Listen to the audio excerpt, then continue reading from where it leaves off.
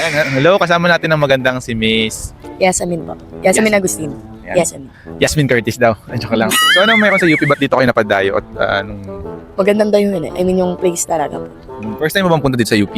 First time po. Anong masasabi mo sa site dito? Maganda, tahimik. Tsaka ano, pang-relax talaga. So anong year ka na ba? Ano bang ginagawa mo sa buhay? Ano bang Third year. third year? Part-time lang ganun. Work student. Student. Anong school? Sa Parañaque City College. At anong course? Tourism. So ba't mo napili ang tourism pang as course mo? Magandang lumibot. Mag-travel sa iba't ibang lugar, destination. Tsaka marami pang ano, magandang malaman na history. So parang gusto mo mag-travel around the world, ganyan. Siguro sa classroom, lakwatsyeka ka, no? Hindi oh. Yung tipong may klase, pero wala ka sa classroom. Oh, hindi. Ay, hindi okay tayo. Grade conscious eh. Oh, wow, dins lister ka? Dapat, kaso ngayon hindi na. Parang nagsawa, ayoko na, gusto ko na mag-umasyal na lang. Na? Oo, wag na. Hindi naman madadala yun. Okay, OJT, kailan ang OJT natin? Ano pa siguro, next year pa po. Kasi magpo-4th year pa lang. Parang next year, OJT lang. Okay, so pagka tapos mo graduate nito, anong plano mo ngayon? Work agad. Bilis ah. Para sa family. Family. Yes, Family after- planning, hindi naman. Hindi. Family talaga. So may pupunta kang bansa, anong gusto mong puntahan agad? Agad-agad. Siguro ano muna. Dito muna sa Philippines muna. Ayaw mo ba si Iran? Maganda daw doon. Pas. Ayoko pa mamatay ng maaga. So ang FYP mo ngayon, ano ba laman? Sa FIP. Wala lang. Puro ano lang. About future ganun. Tapos di ba magsa-summer na ngayon? Oo. Ayun. More on ano na ngayon. Parang naghanap na ng mahanong vacation kung saan. Ayun lang FYP ko lang. Yung magala na, outing. Outing na. May napili ka na, parang Boracay, Siargao, Palawan. Wala pa. Wala pa din budget. LU, pinag-uusapan pa lang. Yung dami daw apam doon ah. Wala ko habol dun. Wala pa. Hindi pala doon yun. Hindi ka naghahanap nun ah. Hindi. So, meron kasi ako dito ipaparang sa'yo. Depende kung ano yung type niya. So, meron ditong 8 members. No? Ilalagay mo lang kung sino yung 5, 4, 3, 2, 1. So, uunahin natin sino yung cute lang para sa'yo. Number 5, cute lang. Sino yung cute lang? Bakit lang? Hindi ka dyan. Si Bini, Stacy. Okay. Dito. Pinuti ko na siya. Okay. Bakit mo siya nilagay cute lang? Hindi kasi, di ko siya masyadong, cute lang talaga para sa akin. Kasi meron akong bias din. Okay, so cute lang si Stacy. Next, sino it girl? It girl, Okay, nilagay niya si si Bini. Aya. Si Bini Aya. Siya ang it girl para sa'yo kasi Wala lang. Hindi kasi masyadong sa kanila, hindi masyadong Parang napapadaan lang talaga sa FIB ko lang Okay. talaga. So next naman, pinakamagaling mag-perform yung hataw. Ang hataw talaga. Based lang to sa napapanood ko Ngayon medyo siya performer. Performer si Bini. Si Bini, Bini. si Bini naman Bini siya. Gwen. Si Bini Gwen. Kasi, Idol nung dalawang based lang sa napapanood ko. Tsaka magaling naman talaga siya. Magaling silang lahat. maganda yung niya, facial expression niya pag sumasayaw eh. Pag sumasayaw din. Yung labi niya gumagana.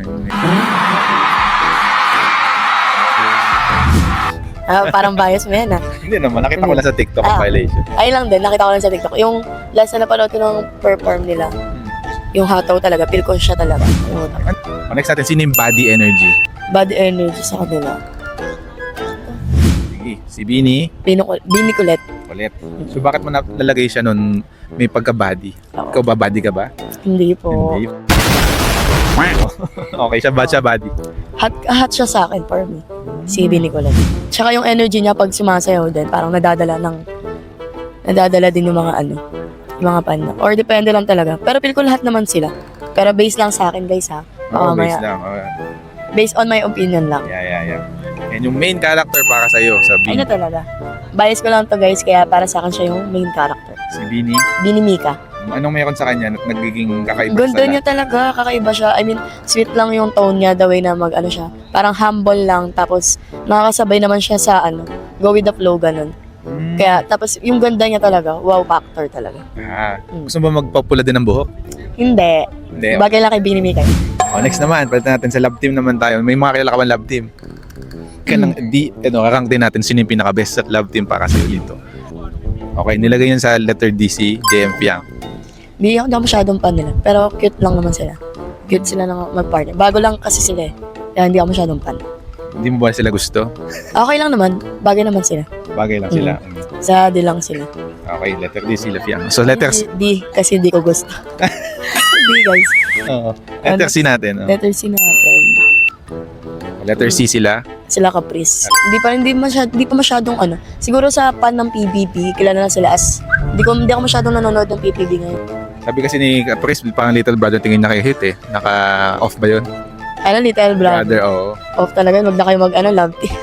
Pag ganyan. Bunso lang pala. Letter B, sino? Letter B ko na sila, sila set. Ayun, bakit siya B? Medyo mataas yun.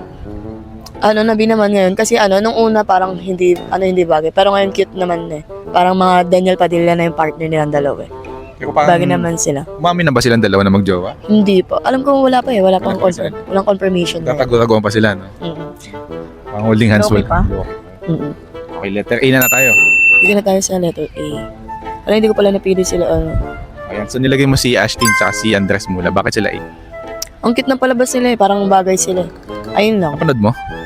Oo, yung last, nila. Napapadaan lang talaga siya sa FYP ko. Pero minsan pinapanood ko rin para magets ko yung mga, nila. Yung story nila. Maganda yung ganap niya sa story. Magaling siya umarte, no? Magaling siya umarte. Kaya, feel ko bagay rin sila sa, as a love team. Nakita mo may chemistry silang dalawa as couple or love team. Depende. Si kasi may girlfriend yun eh. Sino? Okay lang, love team naman eh. Si yung partner niya din, yung maputi. Si yung pula yung buhok, si Robin Angeles. Ayun, si Robin. Mas bagay sila. Okay, As a love team, mas bagay talaga sila. Maraming nagdidemand, di ba? Oo, Naayun ayun. talaga yun. Pula din yung buhok nun, tapos ito medyo Parang Kalog. pinimig ka ulit. okay. Letter S.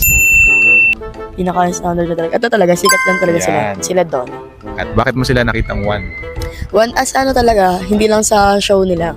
As in, bagay talaga sila sa personal. Tsaka, feel ko naman, as a love team, sikat na rin naman. Wala masyadong basher, di ba? Tsaka, Genuine ba yung love team nilang dalawa? hindi ko lang sure, pero nakikita naman. Parang genuine naman. Tingin mo sila na? Kung tatanungin ka naman. Parang, kasi sa sa mga din naman eh. Kasi nakikita ko rin. About sa kanila, parang meron may something. Something na. Tingin mo nag-kiss na sila ngayon. Meron, syempre, sa nila yan, sa show nila yan. Parang pag medyo automatic na yun, pag may ganun. Parang may Pag love something. Some celebrities naman tayo. Mga lalaki naman to. Pili ka, PBB o yung celebrity lang. Celebrity. Okay, so pipili tayo. So wala kang choice dito, kaya mag-ano ka talaga. Sakto, no? Pagka nandito kayo, meron na kayong memory. Meron tayong Gerald, Coco Martin, Piolo Pascual yan. Hanggang dito kay Jaren. Kailan mo naman yata yung mga to eh. Mahirap kasi drag and drop eh. Hindi ko ata nalagay ganyan. So sa di ko type lang. Di ko type. Ayan, si Gerald. Hindi mo siya type kasi. Over sa Sa muscle. O sa jowa. Naman. Hindi ko masyadong type yung ngayon ni Kuya na, no? Kuya Gerald. Parang tito Yung eh. Vibes na, tito vibes na kasi siya ngayon. Hindi katulad dati na parang, talaga eh. Pang Yummy. boyfriend talaga. Okay. O next naman, sino naman yung pwede na? Pwede na ngayon si Miguel. Pwede na. Si Miguel. Miguel Tan Felix. Mm-mm. Anong meron, bakit pwede na yung ang baby boy ba yan? Baby boy kasi yung niya, vibes niya. Tsaka medyo umaano siya ngayon eh, parang mas lalong pumapogi. Pwede na. Tsaka yung talent niya din. Ganun siya sumayaw eh, no?